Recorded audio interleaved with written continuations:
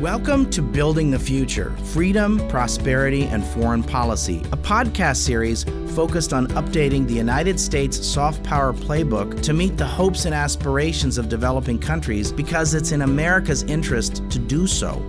I'm Dan Rundy, Senior Vice President at CSIS. There are a lot of global challenges out there, so let's get started.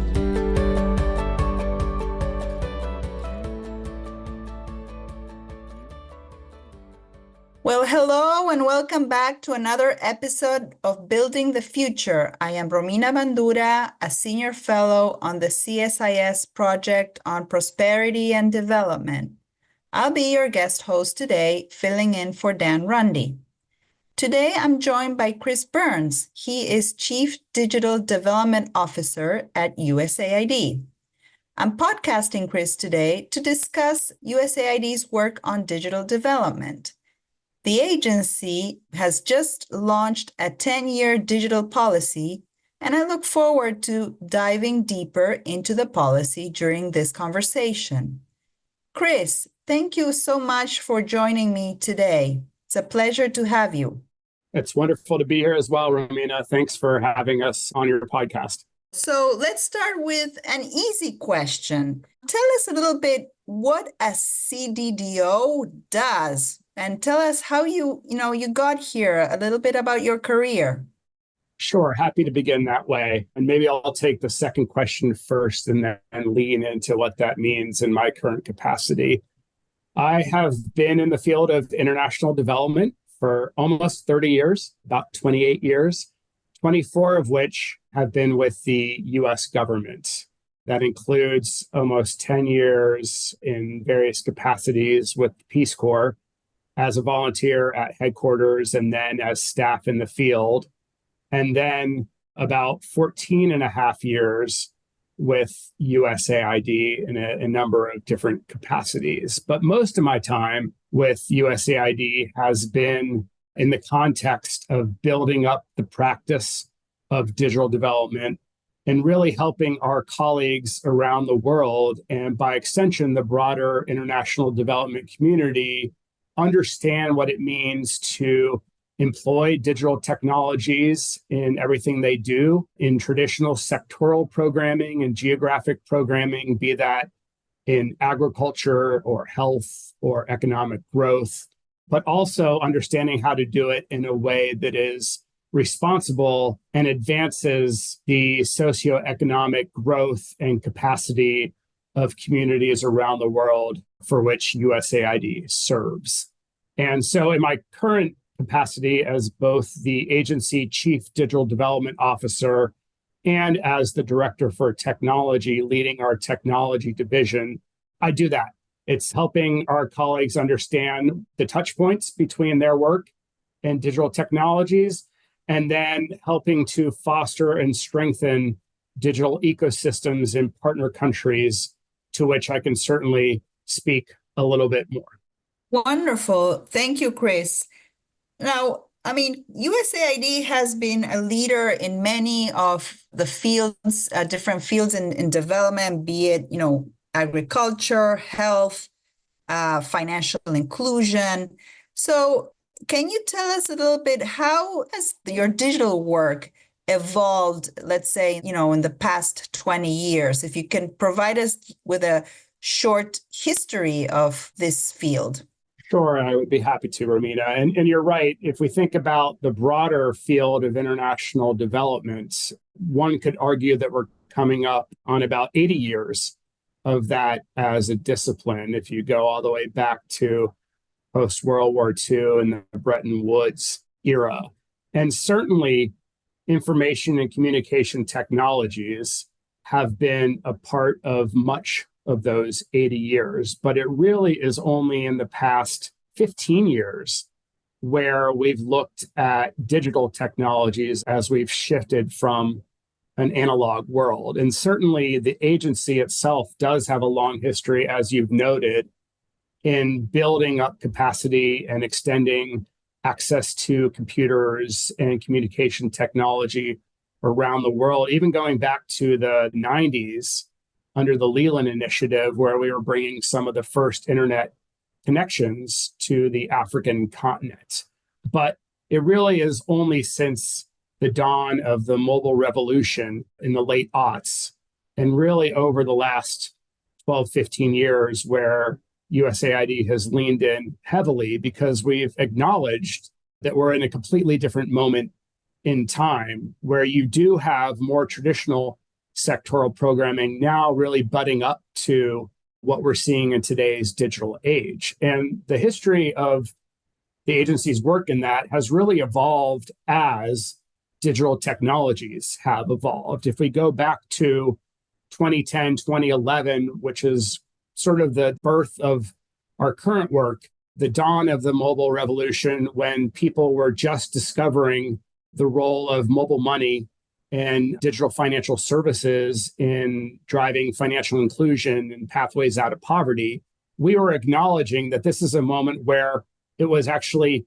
conceivable to potentially communicate with every single person around the world if they had access to mobile phones. And of course, what we've realized over the past 15 years is while that access and connectivity is growing, that's not necessarily the case. And in fact, USAID, as the largest bilateral donor, really has had a critical role in ensuring that communities around the world could access communication technology, could embrace mobile phones, as long as we made sure that they were affordable and that the connectivity was reliable and the other pieces of that. And so as they've been figuring out how to engage on device to advance access to health services or educational opportunities or economic growth opportunities, that we have looked at the context of the digital age to ensure that we are effectively closing digital divides. We've been providing access to connectivity. And as digital technologies have evolved, we've been building in additional pieces. So those early days, 15 years ago, were almost exclusively focused on connectivity and digital financial services and closing digital divides. And since then, we've brought in greater pieces such as the role of geospatial analysis and visualization in the context of development, such as the role of digital identities in driving access to critical services. More and more these days, of course, the role that cybersecurity plays in development, and it can not go without saying the role more recently of artificial intelligence as well. And so again, as digital technologies have evolved, USAID's approach to how we embrace those technologies have evolved alongside of that. Wonderful. And I guess, your evolution led to, in 2020, you launched this first ever digital strategy, which spanned 4 years, right? 2020 to 2024. And we were very proud to host USAID in that launch. But, as I mentioned at the beginning, that strategy now has evolved to a new 10-year policy. Let's reflect on this strategy. And I know you've talked about, how the agency has evolved, but can you tell us a little bit about what do you see are the top achievements since the launch of the 2020 digital strategy? What have you learned? Absolutely. Thanks, Romina. You're right. That really, I think, was a benchmark in USAID's evolution, where in 2020, we launched what was the first ever digital strategy for the agency. And what we really valued about that process is we were reflecting what was happening in the moment in the digital age. And we were acknowledging at that time that it wasn't just about forwarding and proponing the more positive roles of digital technologies, but really consciously reflecting on the very real risks that we have been seeing with respect to information integrity, what was, I think at the time, the beginnings of the rise of digital repression in some countries around the world, really acknowledging the early days of cyber insecurity. And we wanted to make sure that our staff around the world could balance the two pieces, maximizing the opportunities that digital technologies afford, but also understanding and proactively mitigating the very real risks. And so we tried to strike that balance within the strategy itself. And we recognized at the time, and I think it still holds true today, that if you're talking about digital technologies, you can never really forecast ahead what's to come because the evolution is so quick. And in doing so, since you can't do that, it's really hard to future-proof a 5-year strategy.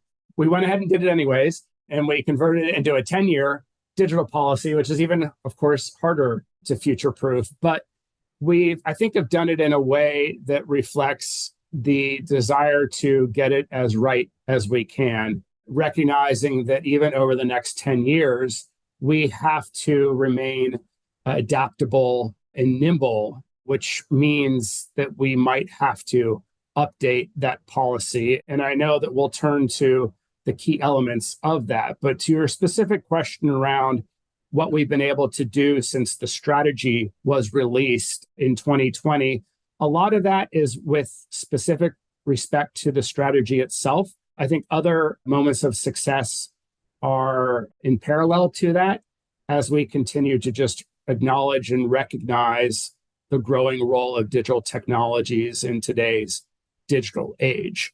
So some of the successes are internal facing, others are external facing. I think internally, what we've been trying to convey is development itself in its 80th odd year is really at an inflection point and at a pivotal moment in time where we have acknowledged that we cannot be successful in meeting our development and humanitarian assistance objectives if we aren't holistically, intently, and proactively leaning into the role that digital technologies play and making sure that we are doing it in a way that advances and fosters open, inclusive, and secure digital ecosystems in countries around the world. And I don't want to get caught up in open, inclusive, and secure, but those adjectives are incredibly important to us because we know the opposite of being closed, insecure, and exclusive is not going to set up partner countries and communities for success. And so we really embrace that approach. And we've done so by also acknowledging that a digital ecosystem in a country is very complex. It's very dynamic. It runs the range of focusing on infrastructure and access to it. It reflects upon the role of digital societies and rights and digital government services and what they do to advance people's capacity to grow. And then it also captures what is still a very dynamic digital economy. If we talk about trade or new innovations and new entrepreneurial opportunities that are embracing the role that digital technologies play. But if we're going to allow a digital ecosystem to flourish and help our colleagues understand what that looks like, we needed a methodology to do so. And so we actually put together under the strategy a digital ecosystem framework and accompanying that, a digital ecosystem country assessment, or really a way for USAID and our partners to assess those opportunities and those risks, and then figure out how to program against them. And so we have put together that methodology. We have done over 30 digital ecosystem country assessments. And you might be thinking, well, great, you did a bunch of assessments, big whoop. But the value here is we've made them, to the extent possible, a global public good because we know other donor communities really want to understand a dynamic digital ecosystem itself. And we didn't want them to have to go out and reinvent the wheel. So we've made those assessments available to everyone.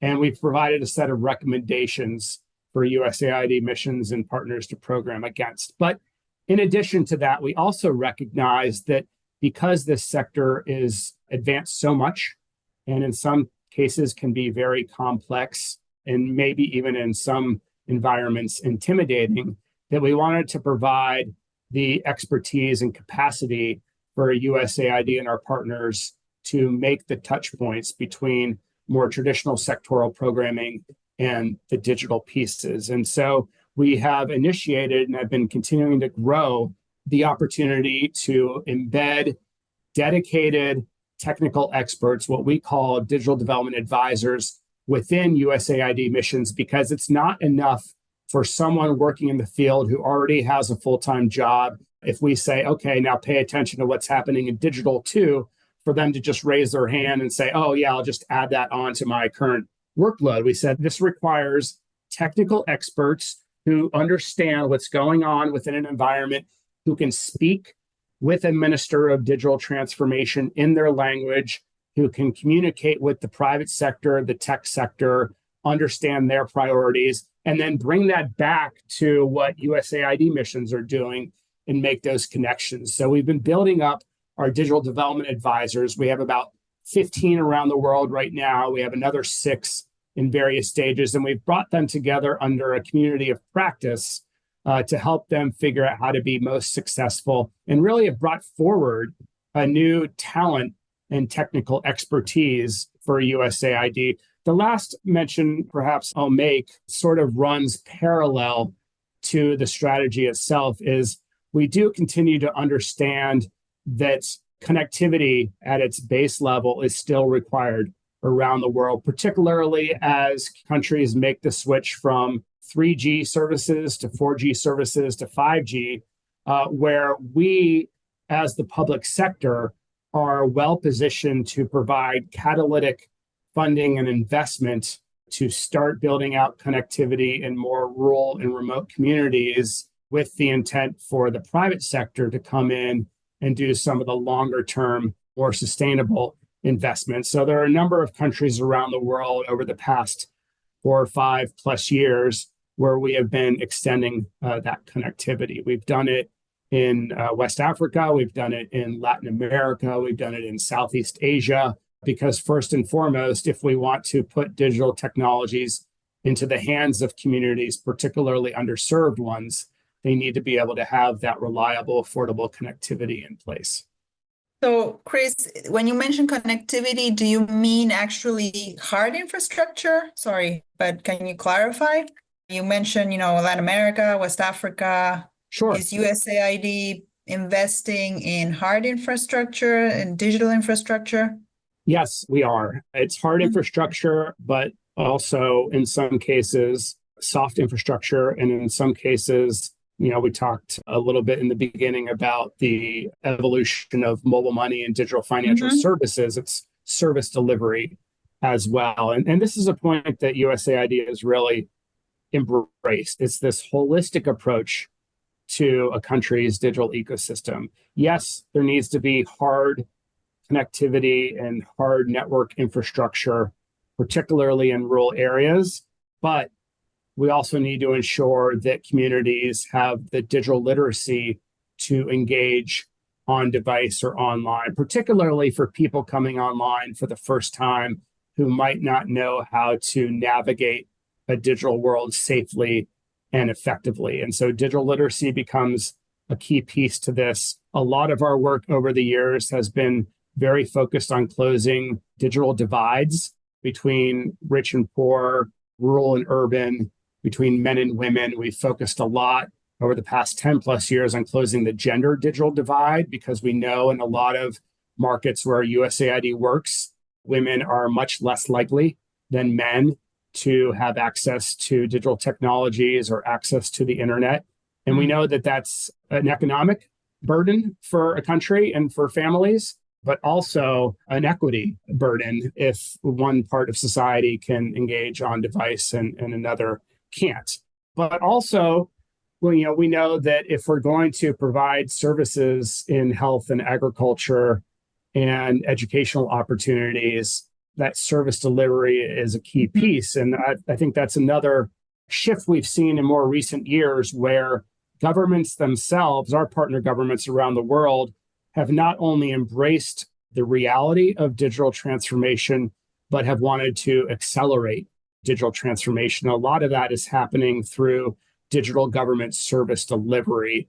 I think, one certainly very profound success story that I know you know well, Romina, is what we've been doing in Ukraine, dating back to even before Russia invaded, where we've been helping the Ukraine government really realize their dream of putting all of their government services online and even on app. And their DIA app that has been award-winning for years USAID and other donors have been supporting. And it's now to the point where there are over 120 services available to Ukrainians, both in country and those who've had to flee to neighboring countries because of Russia's invasion. And applications that even a lot of Americans don't have on device, such as digital driver's licenses or I wish it digital was here. passports. Yes, I mean, many of us do. And so a lot of that service delivery that really keeps Ukrainians feeling connected, feeling confident that they can access the services they need and that the government is there for them. We've even evolved the DIA app in the time of war so that Ukrainians who have had their property damaged, for example, by Russian missiles, can document that damage, submit that footage to the Ukrainian government, and get compensation for that. That's just in the context of Ukraine. If you look next door in Moldova, where you have Moldovan government that is also facing some push from Russia, they've really recognized the need to not just accelerate their digital transformation, but recognize that digital transformation is a huge component to their broader prosperity and economic growth, and even the potential for them to join the EU, as they're about to vote on in a referendum next month. And so we've helped the Moldovan government put together their own super app called Evo that was launched earlier this summer. It doesn't quite have 120 services, but it is in this context of them wanting to digitize their government services. And those are just but two examples of what we're seeing and how we're supporting governments around the world to be more service-oriented to their citizens.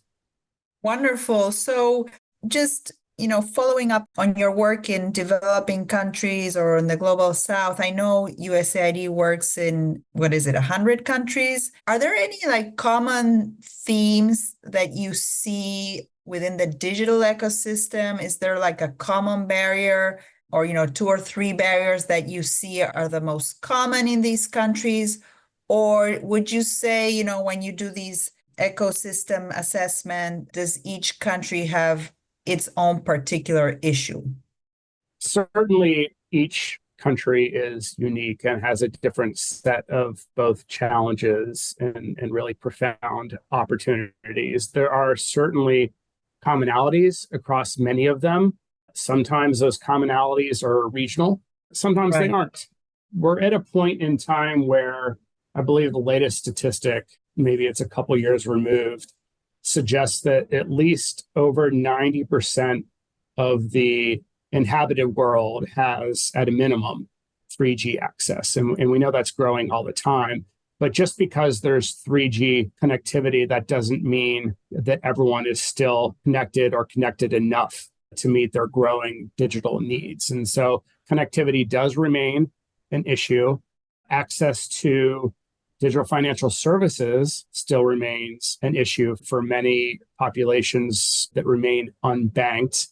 I talked about the digital divide, that continuing to be a broad issue, although in some geographies it's greater than others. South Asia, for example, and in some parts of sub-Saharan Africa end up having a larger gender digital divide than, let's say, Eastern Europe or Latin America or even Southeast Asia, but nonetheless, still a challenge that does continue.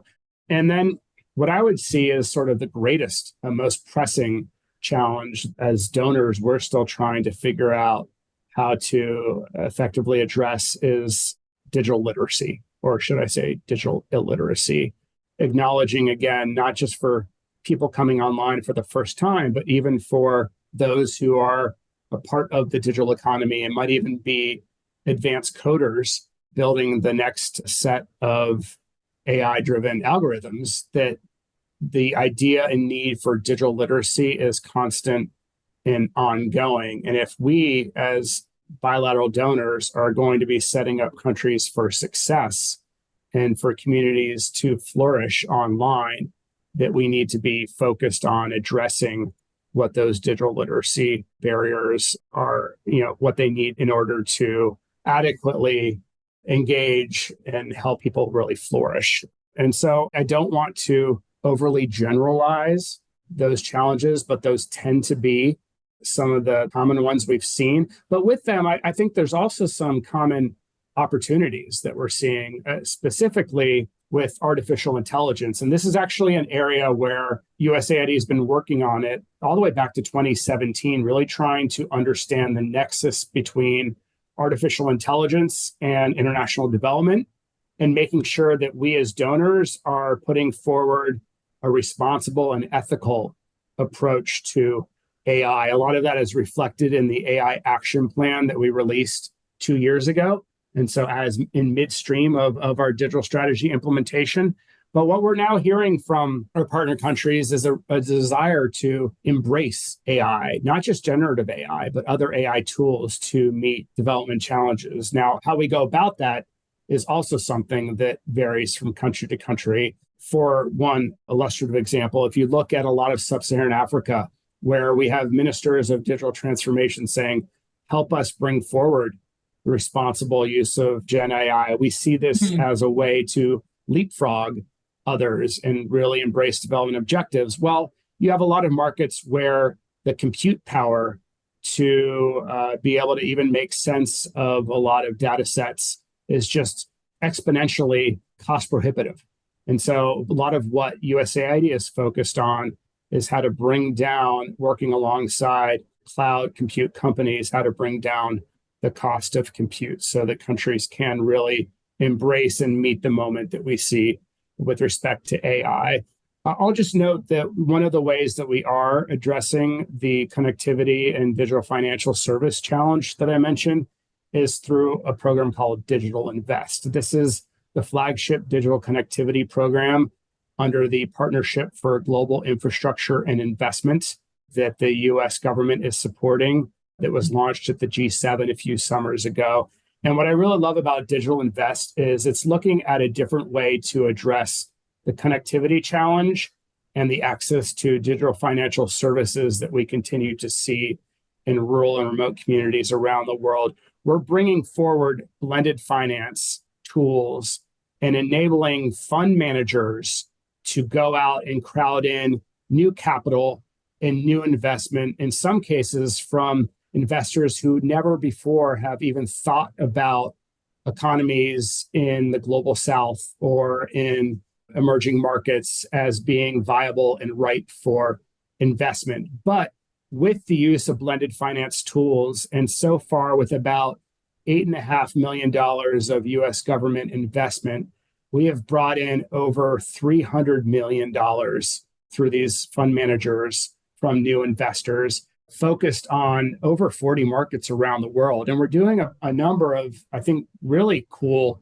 innovative approaches. In Liberia, for example, we've been building off of what has now been a 10-year plus investment in extending connectivity around the country that actually was initiated when Ebola broke out in West Africa a little less than a decade ago, where through Digital Invest, we are extending fiber to neighboring countries. Or in Malawi, we are bringing in the very first internet exchange point with Digital Invest funds. And I don't want to get too wonky, but for those of us tracking, there have been a lot of internet outages in West Africa and East Africa because of submarine cables that have been cut and for other reasons. And when that happens, in the absence of having an internet exchange point, you end up having data traffic have to bounce up to Europe and then back to the African continent. And that really brings in issues of latency and just slow service. And so by having for Malawi to have their first internet exchange point, it does mean that in the future, if there are other challenges and outages, that they don't have to worry about data latency. And so those are just two examples of saying, how do we start addressing these challenges with respect to connectivity by crowding in new capital and investment? Great. So continuing with the work that you do in the Global South, I know, USAID has this phrase, your mantra is from the American people, I would say with American values. And you mentioned that your work, that you want to build, I believe it's open, secure, inclusive digital ecosystems. Now, some of the countries that you work and might not have strong democracies or have values a little bit that are contrary to American values. So I wanted to ask you, how do you approach your work in these types of countries? Sure. I mean, I would say we approach that work cautiously, but also strategically. And I'll note that it really was under the digital strategy where we talked about open, inclusive, and secure. But under the 10-year digital policy that we just launched that we're now implementing, we've augmented that a little bit to really focus on open, inclusive, secure, and rights respecting digital ecosystems. And it's with your question in mind where we've acknowledged that there are a lot of partner countries where we work where democracy has been weakened, or in some cases, authoritarianism has creeped in, either willingly or unwillingly by governments, in some cases willingly, but in others, unwillingly, just by virtue of the types of digital infrastructure and tools and technologies that governments are buying from perhaps more authoritarian and even maligned actors around the world. And USAID is in the business of strengthening democracy and ensuring that human rights are foundational to all of our work. But we know that when digital technologies are deployed, that in some cases they can impinge those rights, they can reduce transparency, they can erode civil society, they can erode trust that citizens have in their own governments. And so it's not just in our democracy programming, which is a critical piece of what AID does, but it's also within our global health programming and within our food security and resilience programming and within our digital programming that we have to proactively extend and double down on our values, as you noted, and our desire to ensure that we are actually leveraging technology and advancing it and helping people embrace it in a way that expands transparency and accountability and reduces corruption and really provides that human rights element and approach in a way that is core and inherent to how we do business. We are in the business of empowering populations. And we do think that if employed correctly, that digital technologies can actually do that. But we have to be steadfast, I think, really resolved in ensuring that that happens. What we've seen year over year, for example, in some of these environments is an increase in internet shutdowns, particularly in moments of civil strife, particularly this year when you have 40% of the globe going to the polls, participating in elections. And a lot of that is driven by governments that don't want to be open with their citizens. But, in those cases, we've also learned that if governments have eroded the trust of their populations, that it is really challenging to rebuild that trust. And it actually can undermine a country's development objectives. And so there are a number of programs that USAID does, that our Bureau for Democracy, Rights, and Governance does to strengthen media, strengthen the role that civil society plays, particularly in online spaces, and ensuring that also in the delivery of our work that we are bringing forward the value of enhanced cybersecurity for partners, for journalists, for civil society who are impacted day in and day out by cyber threats, or even, God forbid, in some cases, cyber attacks, really providing them the tools to ensure that their cyber hygiene is up to date. And that's something that USAID has really only done in the last few years, because we've recognized that as more people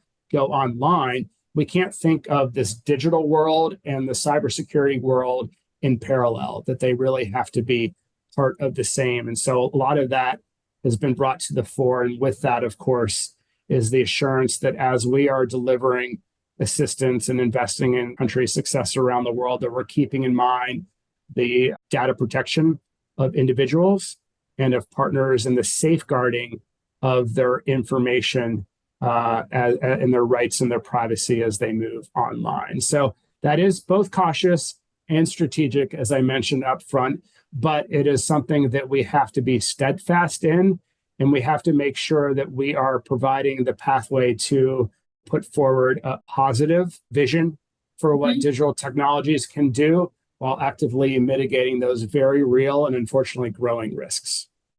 Wonderful. We started the conversation a little bit, talking about the evolution of your work, how USAID got involved with connectivity, digital financial services, then GPS, IDs, AI.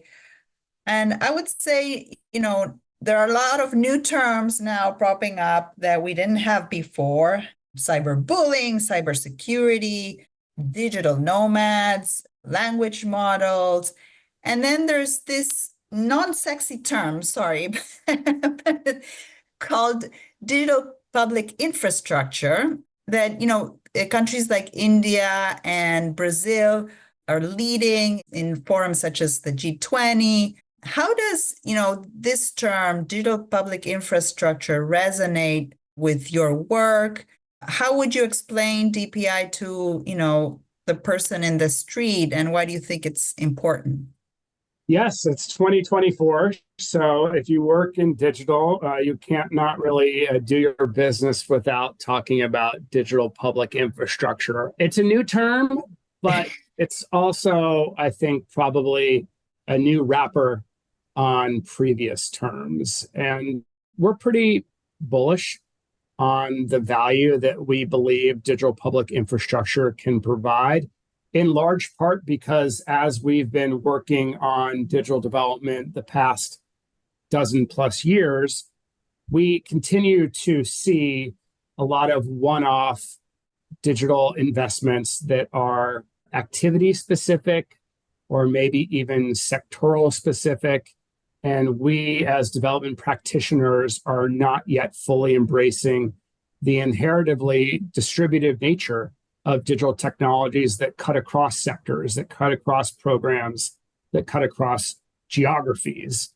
And in a way, digital public infrastructure is meant to address that and move away from one-off investments that can be redundant and can be cost prohibitive in some cases. And so at its core, if I was talking about DPI, digital public infrastructure, to someone on the streets, is I would say that it's a set of basic reusable digital building blocks that allow digital ecosystems to thrive. And at its most foundational component, what we're really talking about is, three core pieces: digital identity, digital payments, and data exchange platforms or data interoperability. And so digital identity, if you're going to be given access to a social safety net, or you're going to be able to tap into your pension if you are a government worker, or if someone's going to give you some sort of subsidy, how do we ensure that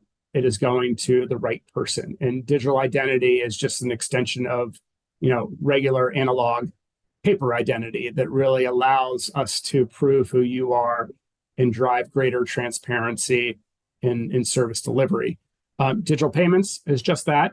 And so, that is really core to not just service delivery, but how the economy operates now in today's digital age. And, we often talk about what that means with respect to mobile money or a mobile wallet, where much of the global South doesn't have access to a credit card or even a more traditional financial institution like a bank.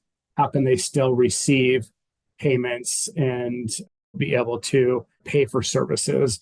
And then data exchange and interoperability is just that. So I don't have to have 50 apps and services that act independent of one another. And so I think at its base level, if we often think about how our news services interact and engage with our social media services, it's ensuring that those data flows are there, but not just that, making sure that they're there in a way that ensures data privacy and data protection across those services. And so that's really what DPI is. And the reason why India and Brazil and USAID are so invested in ensuring that digital public infrastructure is available is we want to move our work towards the most equitable, efficient, and effective way of deploying digital technologies. It's really kind of akin to old school physical infrastructure, right? If we're talking about transportation and trade, we know that we need roads and bridges and railways, and the DPI layer allows for that in today's digital age as a way of better accessing and delivering public services. And so I do think that you'll continue to see an evolution of this terminology, even within the digital development practitioners. There continues to be constant debate around what does digital public infrastructure mean? What doesn't it mean? What's in it? But I do think for the moment it's here to stay because we want to be the most effective deliverers of US taxpayer funds in a way that does advance partner countries' development interests. And we do think that DPI is one key component of that. So, Chris, I have many more questions for you, but you've been very gracious with your time. I've learned a lot in this conversation. I want to close our discussion by asking you, as you look towards the next 10 years, what keeps you up at night on your work and what gives you hope? Well, perhaps we could spend another 45 minutes on that question alone, Anita. But in the interest of your listener, look, I'm blessed to be a part of a very passionate team that really leans in and recognizes that we're at a unique moment in time. I don't think that all of us are digital optimists. In fact, we have a number of digital skeptics on our team, but I do think across the board, we're digital realists. And within that, we recognize that the world has changed. We recognize that development as a discipline has changed. And a lot of that is because we see the value and utility and role that digital technologies play. And we know that we need to be steadfast in ensuring that it is done in a way that advances and offers opportunities for everyone around the world, including underserved and marginalized communities. And so that keeps me up at night and also gives me hope. We've been able to do so much in such a short period of time. But if we are going to be successful in achieving our own remit as the world's largest bilateral donor, then we have to be true to ourselves and recognize that business needs to change accordingly.